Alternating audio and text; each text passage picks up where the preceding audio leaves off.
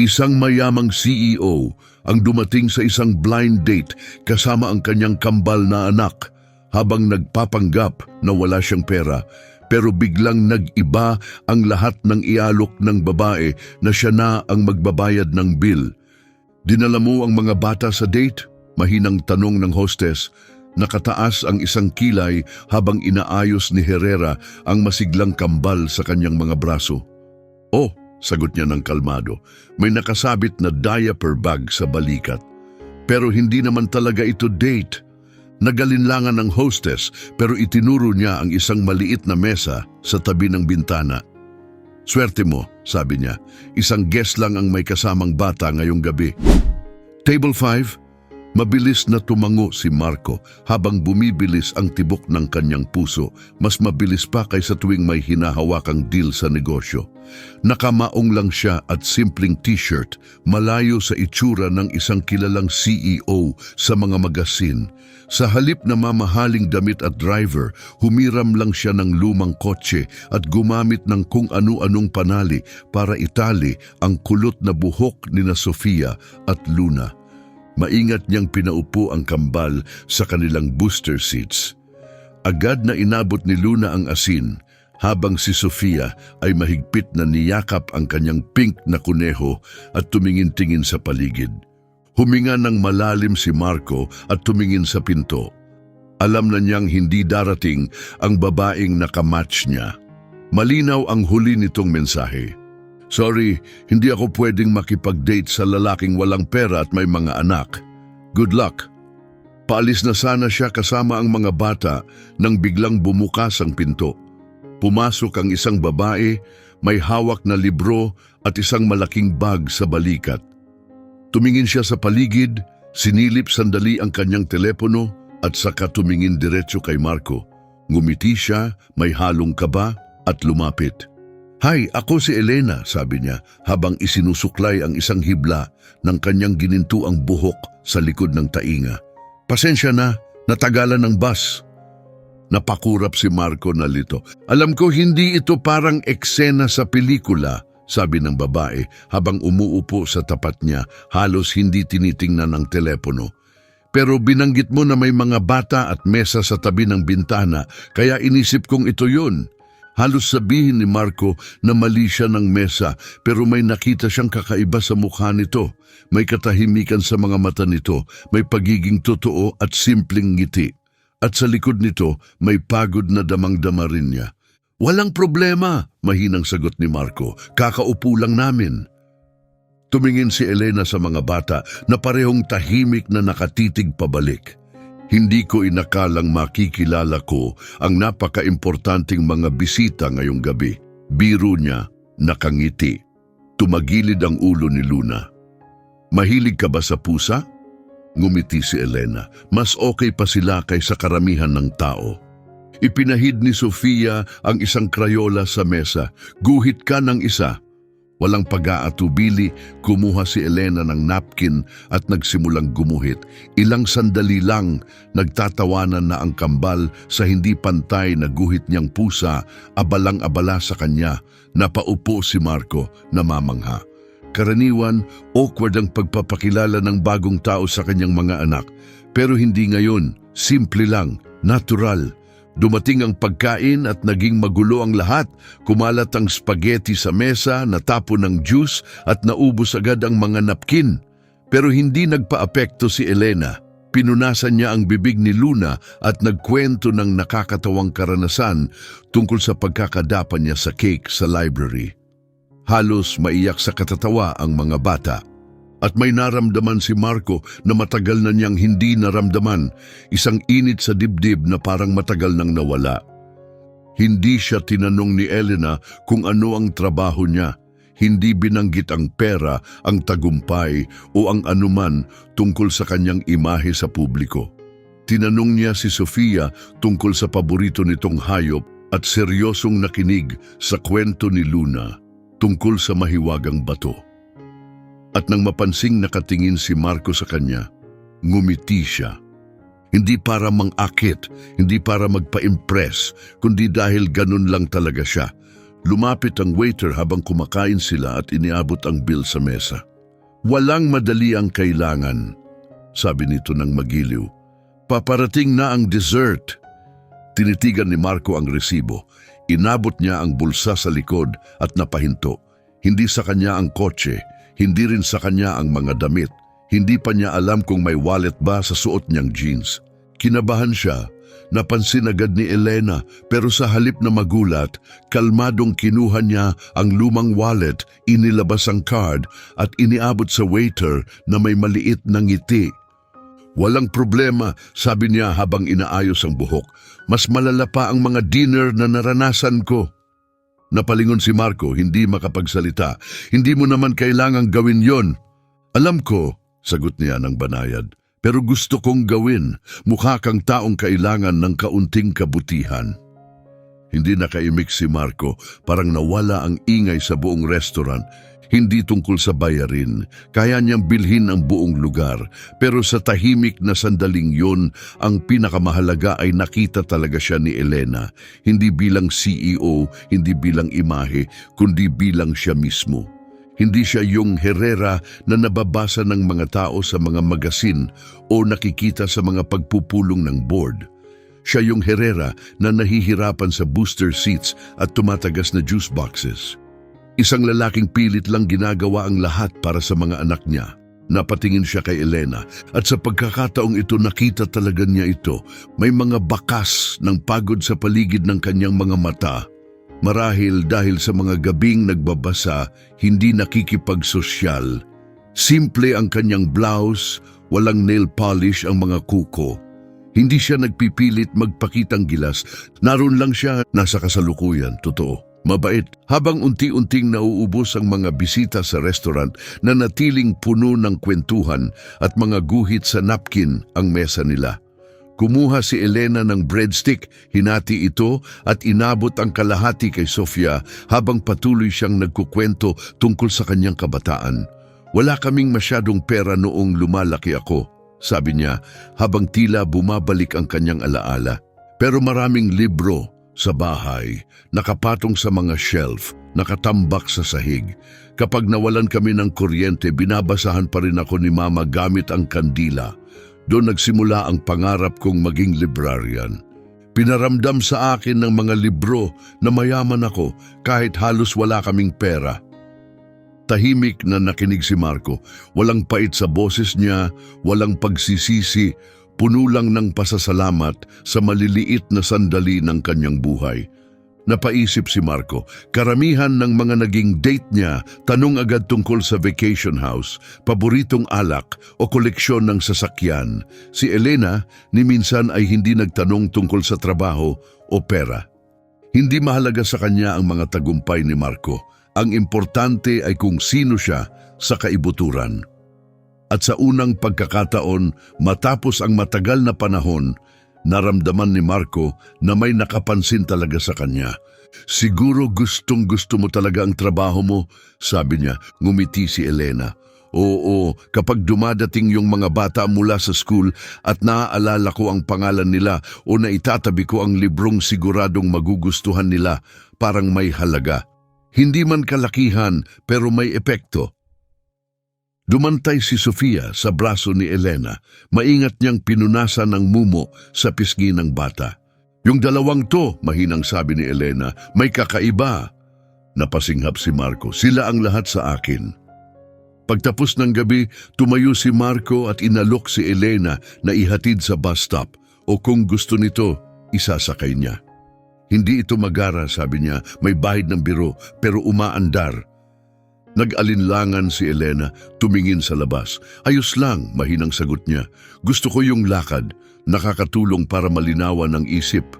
Tumango si Marco, pilit itinatago ang bahagyang pagkadismaya.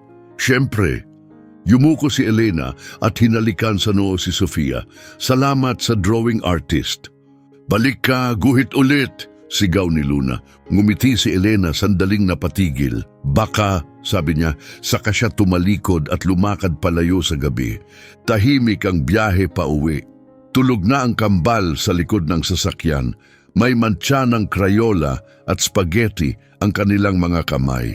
May isang guhit na napkin na nakapatong sa dashboard, isang di pantay na pagguhit ng pusa, sobrang dami ng bigote at may nakasulat sa taas, Elena plus Sofia. Pagdating sa garahe, tinitigan ni Marco ang napkin, mabigat ang dibdib. Pumasok sa isip niya ang alaala ng yumaong asawa, si Isabel, nakaupo sa sahig ng kusina kasama ang mga bata, gumuguhit ng mga hayop sa mga piraso ng papel. Ang halakhak nito ang pumuno noon sa buong bahay. Palagi siyang iniiwasan ng alaala na iyon, parang tanda ng pagtataksil kung mag-move on siya.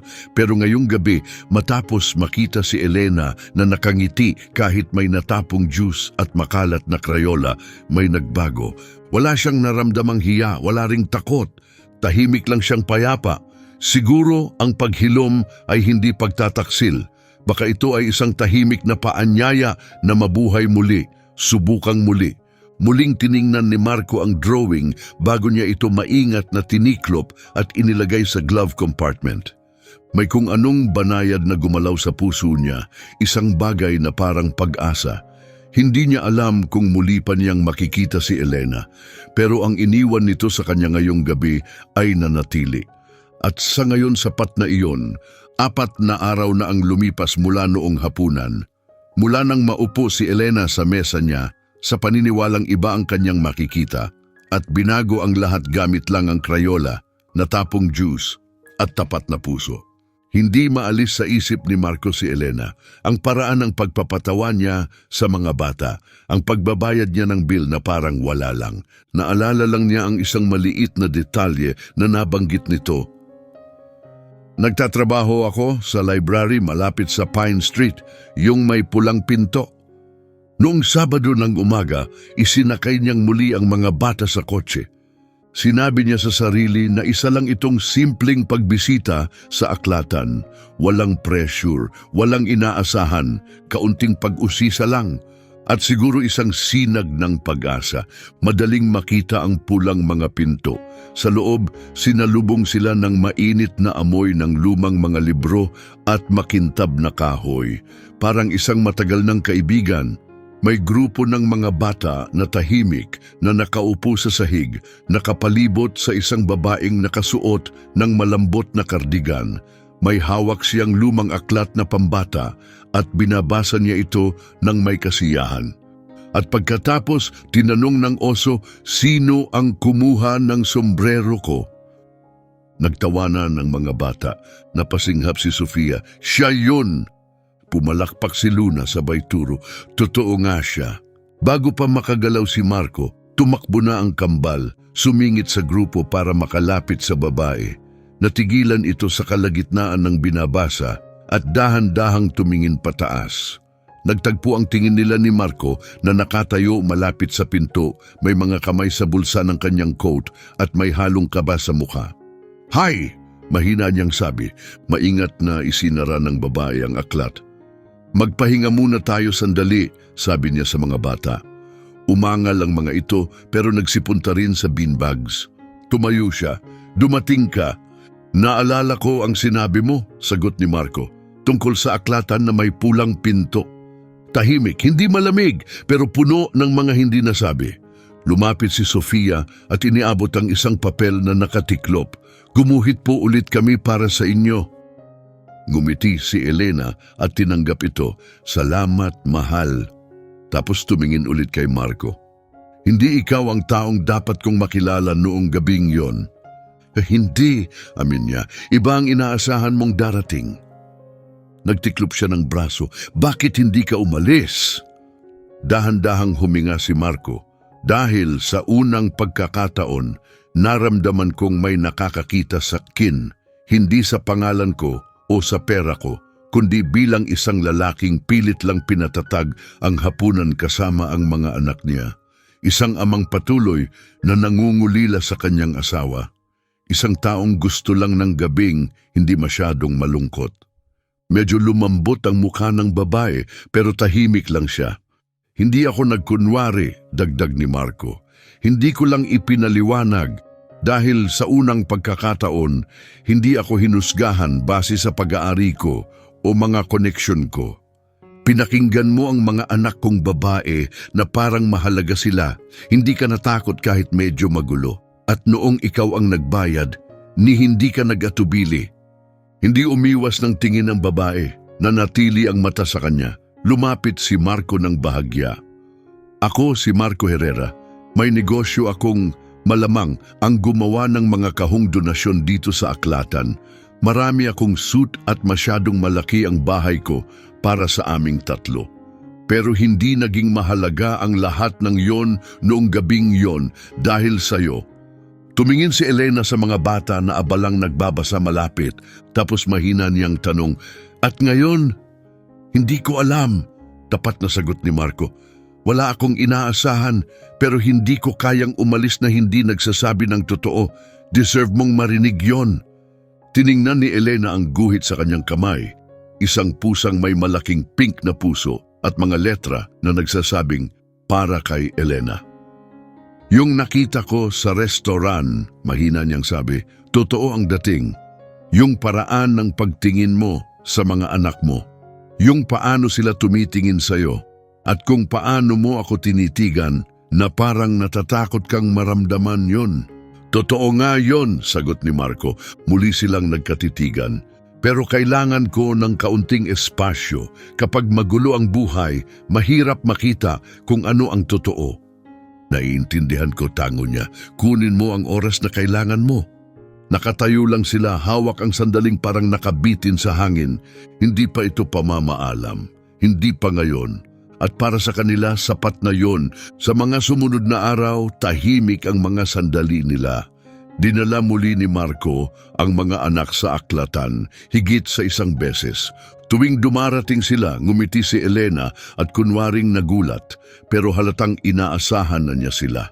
Isang hapon, nagkita sila sa parke. Masayang tumakbo ng nakapaa ang kambal sa damuhan habang nagbabasa si Elena ng aklat pambata malapit sa kanila. Nakaupo si Marco sa isang bench na di kalayuan, pinapanood siya. At sa unang pagkakataon, may katahimikang pumuno sa kanyang dibdib. Hindi ito enggrande, hindi ito dramatiko, pero tama ang pakiramdam. Totoo, nakaugnay sa lupa. Isang gabi, pagbukas ni Elena ng kanyang mailbox, may nakita siyang nakatiklop na papel na naghihintay sa kanya. Ang sulat kamay ay medyo sablay at masaya. Nakasulat, "Mahal na Ginang, Elena, tara po kumain kayo ng hapunan kasama namin. May ginawa kaming mga guhit at cookies. Pagmamahal, Sofia at Luna, at si Daddy rin." Ipinatong ni Elena ang kamay sa kanyang dibdib at ngumiti. Alam na niya, wala talagang paraan para tumanggi. Noong linggo, dinala sila ni Marco sa isang tahimik na lugar sa dulo ng bayan, kung saan may isang maliit at maaliwalas na kubong nakatago sa lilim ng mga puno. "Ito ang bahay ng mama ko," paliwanag niya habang pumaparada sa graba. "Inalagaan ko ito tulad ng iniwan niya. Dito ako pumupunta kapag gusto kong kalimutan kung sino ako sa paningin ng mundo." Payak ang bahay pero puno ng init. May mga bulaklak sa iba't ibang paso sa harap ng terasa at may lumang wind chime na marahang tumutunog sa hangin. Sa loob, ginawa ng kambal na art gallery ang sala. May mga guhit na krayola na idinikit sa halos lahat ng dingding. Napatawa si Elena pagpasok. "Hindi ka nagbibiro tungkol sa sining," sabi niya. Hinila ni Sofia ang kamay niya. "Dito ka sa tabi ko." Hapunan nila ay spaghetti, muling kahilingan ng kambal. Naka-apron si Marco na may nakasulat na "Kiss the Cook" at pilit na hindi nahiya kahit natalsikan siya ng sarsa. Hindi tumigil sa kwentuhan ng mga bata tungkol sa kwento sa Aklatan, mga paborito nilang hayop at kung anong kulay kaya dapat ang langit kung hindi ito asul. Nagtanong si Elena, ipinasa ang tinapay at ni minsan ay hindi kinuha ang kanyang telepono. Naroon siya, buo ang presensya niya. Pagkatapos kumain, naglabas si Marco ng ilang lumang board game. Habang nagtatawanan ng kambal sa mga hindi magkatugmang piyesa, tumulong si Elena sa pagligpit. Habang nakaluhod siya para itali ang sintas ng sapatos ni Sofia, napansin niyang may isang kulot na buhok na bumagsak sa mata ng bata. Sandali lang, ayusin ko ito, sabi niya ng marahan. Inilagay niya ang nalaglag na hibla sa likod ng tainga at kinlip ito ng maliit na hair clip. Kumikinang ang mukha ni Sofia, para bang buong mukha niya ang ngumiti. Nakatayo si Marco sa may pintuan ng kusina, may hawak na tuwalya at tahimik na pinapanood ang lahat. May tumahimik sa loob niya, isang bagay na matagal nang maingay. Ang paraan ng pagtitig ni Sofia kay Elena, hindi lang basta pagkagusto, may tiwala, may ginhawa. Isang uri ng koneksyong hindi kayang pekein ng mga bata. Tumingin si Elena pataas. Hindi agad nakakagaan ng loob sa mga bata ang tulad ko. Mahinang sagot ni Marco. Ngayon ko lang sila nakita na ganun sa isang tao. Nagulat si Elena, tumingin sa kanya.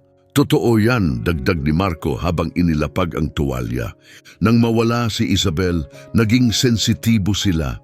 Alam nila agad kung sino ang totoo.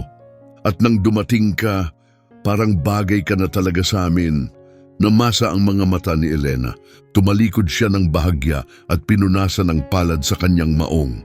Hindi ko alam kung tama ang ginagawa ko, mahina niyang sabi. Ginagawa ko lang ang makakaya para mag-alaga. Yun mismo ang kailangan nila.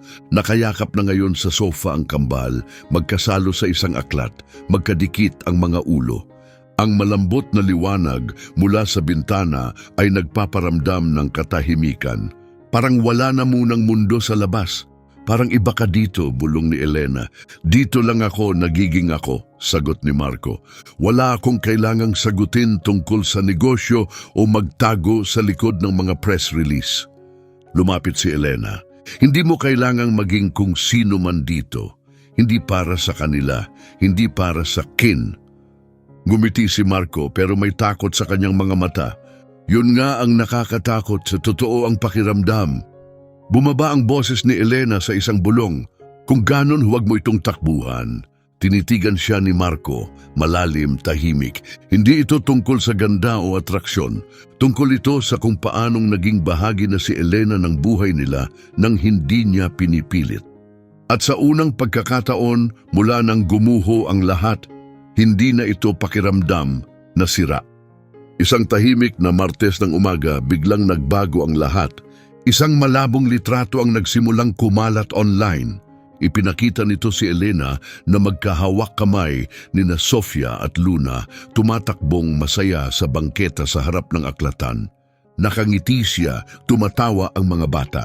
Ang caption ay nagsabing, "Misteryosang babae na mataan kasama ang mga anak ni Herrera. Sino siya?" Pagsapit ng hapon, laganap na ang pangalan ni Elena sa internet. Paggabi, nabusisi na ng mga reporter ang bawat detalye ng buhay niya. Nagbantay sila sa labas ng kanyang apartment, isinubo ang mikropono sa kanyang mukha, kumuha ng litrato mula sa mga bintana. Nag-uumapaw ang spekulasyon. Fiancé ba siya na itinago? May sikreto bang pamilya? Binaluktot ng mga kwento ang katotohanan sa lahat ng paraan.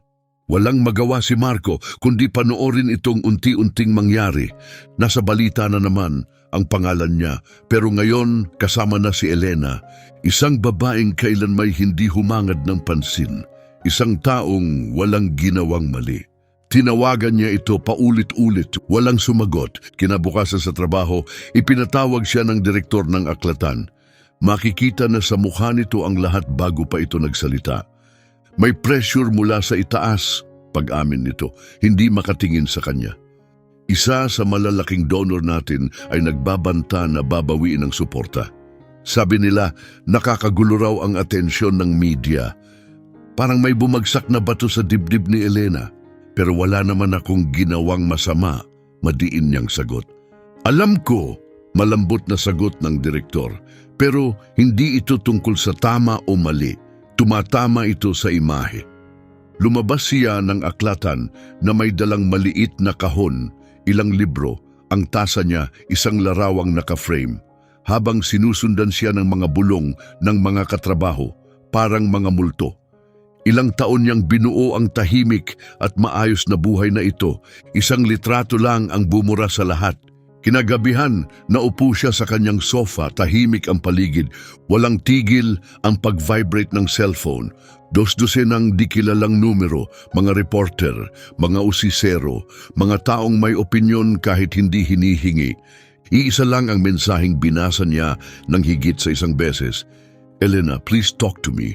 I never expected this to happen. Marco, pero hindi siya tumugon. Kinabukasan lumipat na ang gulo sa mismong pintuan niya. Siksikan ng mga reporter sa harap ng gusali, handa na ang mga kamera at mikropono. Sumisilip ang mga kapitbahay sa bintana. May sigaw mula sa pasilyo. Totoo ba? Ikaw ba ang pakakasalan niya? Pagkatapos may tunog na bago. Isang pinto ng kotse ang isinara, mga yapak ang sumunod. Yung uri ng katahimikang bumabalot kapag may hindi inaasahang nangyari. Nakatayo si Marco Herrera sa paanan ng hagdan. Bukas ang coat niya, magulo ang buhok sa hangin. Nagkislapan ang mga flash ng kamera, hindi siya kumurap. Tanging kay Elena lang siya nakatingin. Sa likod ng kortina, pinanood siya ni Elena. Mahigpit ang kapit niya sa tela. Nanginginig ang kanyang mga kamay. Lumapit si Marco at nagsalita, sapat lang ang lakas para marinig sa gitna ng ingay. Hindi ko kayang ayusin ang mundo, Elena, sabi niya. Pero kaya kong tumayo sa pagitan mo at ng gulo. Hayaan mong ako ang humarap sa kamera, sa headlines. Sabihin mo lang. Nanginginig ang boses niya, hayaan mong tumabi ako sa iyo. Sa loob, nanatili siyang hindi gumagalaw. Mabilis ang tibok ng puso, namumuo ang luha sa kanyang mga mata. Nakaangat ang kamay niya malapit sa lock ng pinto, pero hindi niya ito binuksan. Sa halip, mahina niyang sabi, kailangan mong protektahan ang mga anak mo. Ginagawa ko, sagot ni Marco. Pero bahagi na sila ng lahat ng ito, Elena. Hinanap ka nila gabi-gabi, miss ka na nila, miss din kita. Pause ang boses ni Elena. Ayokong makakuha ng ganitong atensyon. Alam ko, sagot niya, wala sa atin ang may gusto nito. Pero yung sa atin, yung meron tayo, yun ang pinakatotoong bagay na naramdaman ko sa napakatagal na panahon. Nanahimik siya. Tumigil ang lahat, mga kamera, hangin, ingay. Patawad, bulong niya sa wakas. Pero kailangan mong umalis. Tumayo si Marco, hindi agad gumalaw, tapos tumango ng isang beses at lumakad paalis, dahan-dahan, sa gitna ng mga reporter. Bawat hakbang tila mas mabigat. Bumagsak si Elena sa sahig, nakasandal sa pinto. Nasa tabi niya ang kahon mula sa aklatan. Sa unang pagkakataon sa mahabang panahon, hiniling niyang sana tumigil muna ang mundo. Hindi pa rin niya pinapansin ang guhit. Nakatape pa rin ito sa pinto. Mga krayola, hindi pantay na mga puso at mensaheng, miss ka na namin, Miss Elena. Nakaukit ito gamit ang lilang krayola ni Sofia at nasa sulok maliwanag na orange ang palad ni Luna. Sa loob ng 3 araw, bawat paglabas ni Elena, sandali siyang humihinto sa pinto. Dumadampi ang mga daliri niya sa papel, at bawat beses, mas mabigat ang dibdib niyang umaalis. Lumipat na ang gulo sa internet. May bagong iskandalo ng celebrity o drama sa politika, pero ang pinsala nanatili. Suspendido pa rin ang trabaho ni Elena. Patuloy pa ring bumubulong-bulong ang pangalan niya sa social media. Sinabi niya sa sarili na mas ligtas ito, tahimik, hiwalay. Walang koneksyon, walang kahinaan.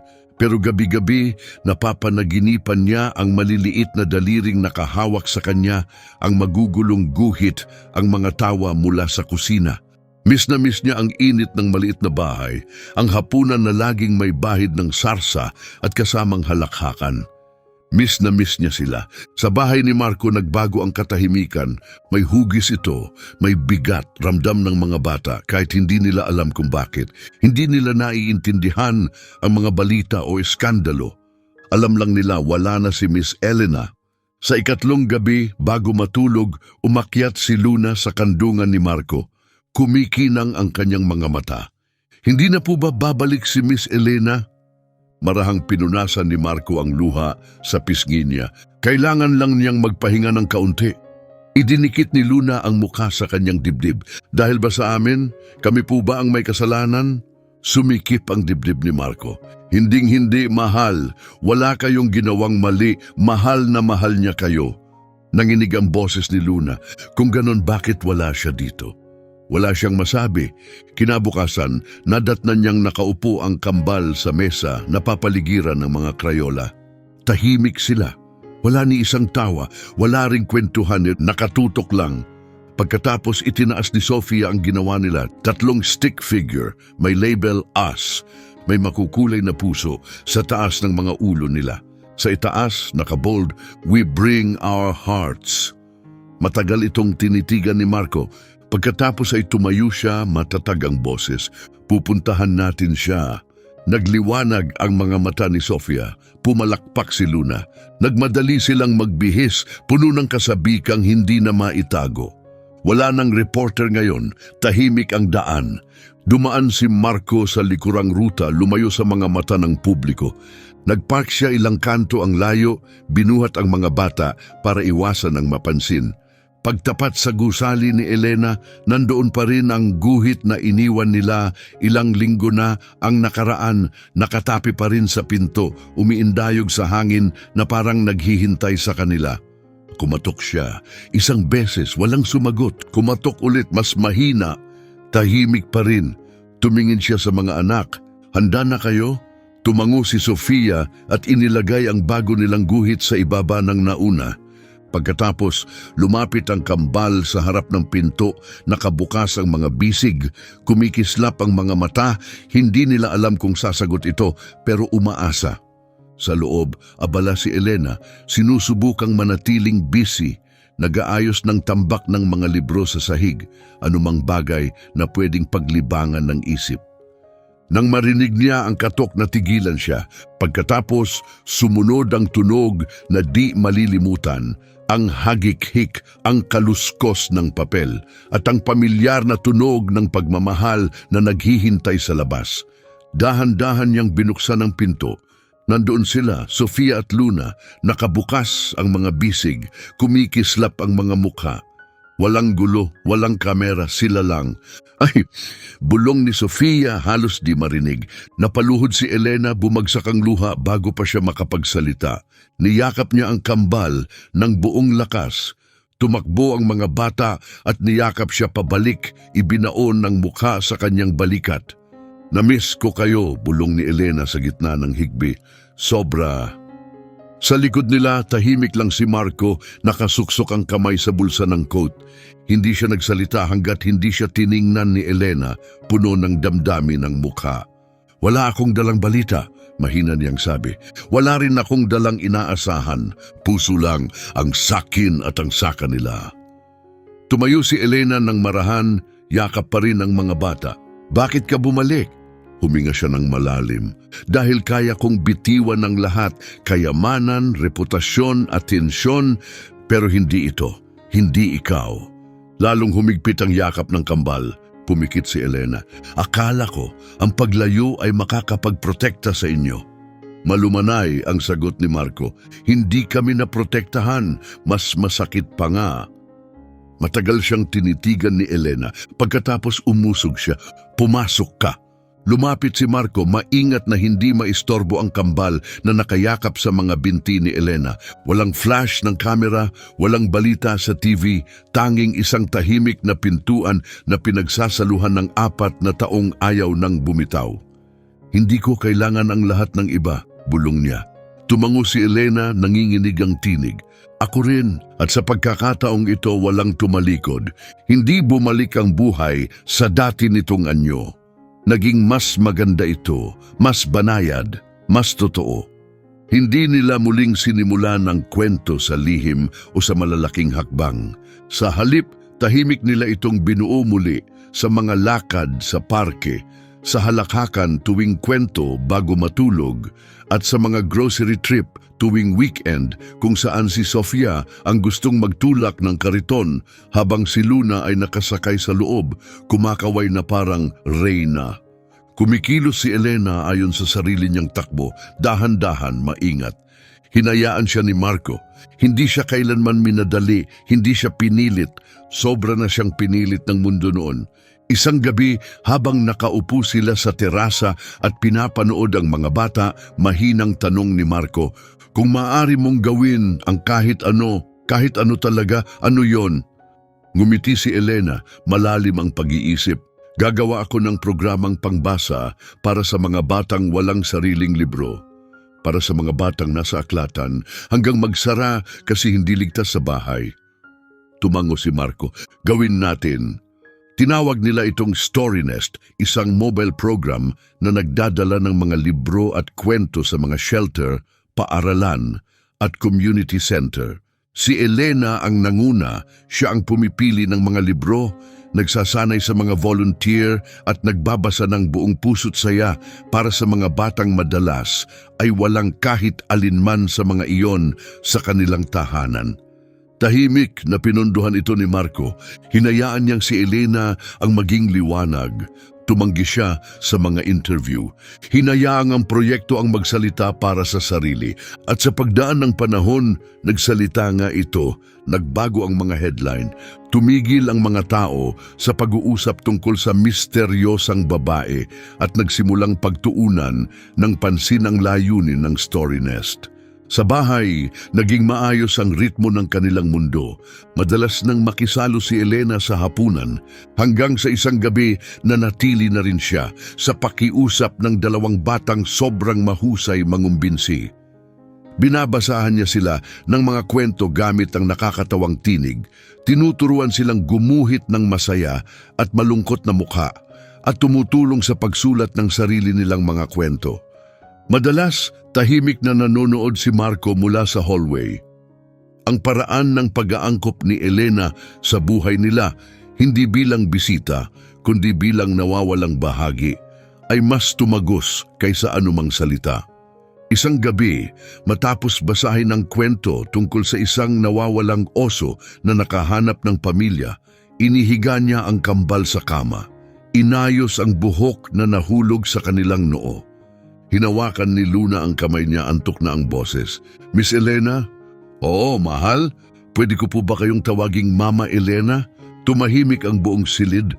Napatigil si Marco. Agad na napuno ng luha ang mga mata ni Elena. Napaluhod siya sa tabi ng kama, hawak ang maliit na kamay ni Luna. Kung yan ang gusto mo, nanginginig ang boses niya. Oo, syempre pwede. Yumakap si Luna at dumantay. Si Sofia naman ay mahinahong humawak sa kanya. Hinagkan ni Elena ang noo nilang dalawa, tahimik na bumagsak ang mga luha sa kanyang pisngi. Dumating si Marco. Tahimik siyang umupo sa gilid ng kama at hinawakan ang kamay ni Elena. Walang kailangang sabihin. Dahan-dahang nakatulog ang kambal, nakapulupot pa rin sa kanya. Nang gabing yon, matapos linisin ang kusina at lumubog ang tahanan sa katahimikan, naupo sina Elena at Marco sa terasa, magkasalo sa isang kumot. Ang wind chime na inilagay ng ina ni Marco, maraming taon na ang nakalipas ay sumasayaw sa hangin. Hindi ko ginustong palitan ang kahit sino, bulong ni Elena. Hindi mo naman ginawa, sagot ni Marco. Naging espesyal ka sa sarili mong paraan. Inihilig ni Elena ang ulo sa balikat niya. Akala ko wala akong maiaalay. Tumingin si Marco sa kanya, mabigat ang tinig. Binigyan mo sila ng lugar kung saan sila ligtas. At tinulungan mo akong maniwala ulit sa pag-ibig. Ngumiti si Elena, bagong luha sa kanyang mga mata. Siguro lahat ng ito, aksidente lang. Umiling si Marco. Hindi, pinili natin to. Bawat maliit na hakbang, bawat tahimik na sandali, tayo ang lumikha nito. Magkasama. Tumango si Elena, ramdam ito hanggang sa kaibuturan ng kanyang dibdib. Sa tahimik na sandaling yon, sa ilalim ng malambot na liwanag ng porch light, hindi na sila nagsisimula palang maging pamilya. Isa na talaga silang pamilya. Pagkalipas ng isang taon, maraming bagay ang nagbago, pero nanatiling payak at totoo ang pinakapuso ng lahat.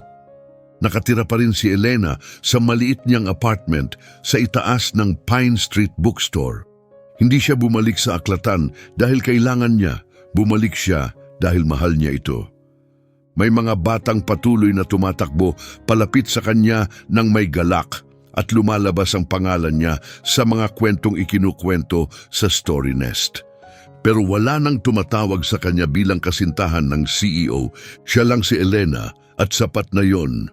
Hindi siya kailanman pinilit ni Marco na lumipat sa mansyon. Alam niya na ang kailangan ni Elena ay hindi malaking bahay, kundi isang lugar na ramdam niyang tahanan. Kaya karamihan ng oras nila'y ginugol sa cottage, puno ng mga guhit, maliliit na sulok na tahimik at tunog ng wind chime. Isang hapon ng tagsibol, nagpiknik sila sa labas. Muling inayos ni Marco ang lumang mesa mula noong unang gabi nila. Ginamit pa rin ang parehong kahoy, parehong hindi magkatugmang mga upuan. Napatawa si Elena nang makita ito. Mali ang mesa na yan. May ilang pagkakamali, nakangiting sagot ni Marco na sulit ulitin.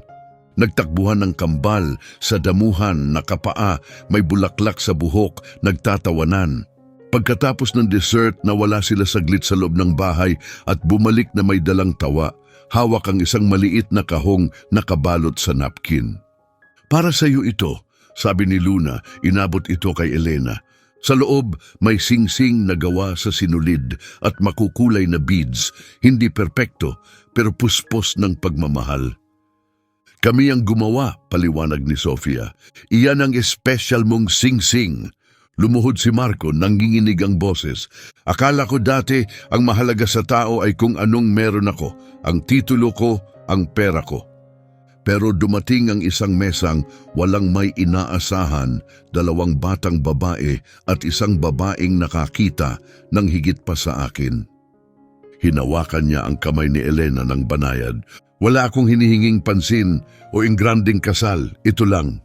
Manatili kang ikaw, kasama namin, kasama nila, ikaw ang puso ng buhay na ito. Sandali siyang tumigil, tinitingnan ang kanyang mga mata. Elena Jimenez, pakakasalan mo ba ako? Napatawa si Elena habang lumuluha. Tiningnan niya ang singsing na gawa ng mga bata at isinuksok ito sa kanyang daliri. Matagal na tayong pamilya. Ngayon mo lang ba napansin? Nagsigawan sa tuwa ang kambal at niyakap silang mahigpit. Walang headlines, walang spotlight, tanging sinag ng araw, hangin at 2 batang di alam. Sila pala ang nagsimula ng isang kwento ng pag-ibig. Maya-maya, habang unti-unting nagiging kulay ginto ang langit, magkadikit sina Marco at Elena sa duyan sa porch. Hindi ikaw ang maling tao, bulong ni Marco. Ikaw lang ang tamang tao na nakaupo sa hindi inaasahang mesa. Ngumiti si Elena. At hindi ka kailanman naging yung bilyonaryo, sabi niya.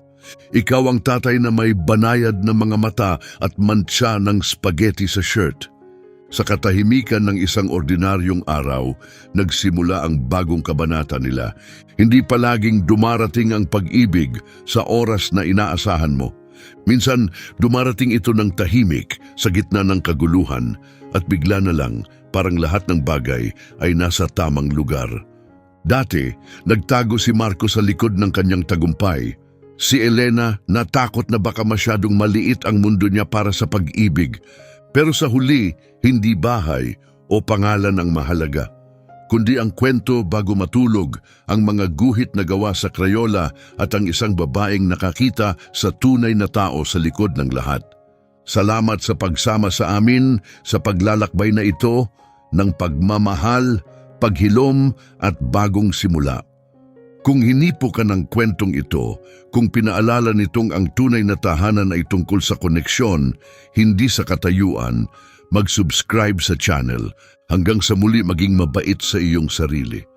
At huwag kailanman kalimutan ang mahika ng isang hindi inaasahang mesa, 2 munting kamay at isang pusong matapang magmahal. Mag-subscribe ngayon.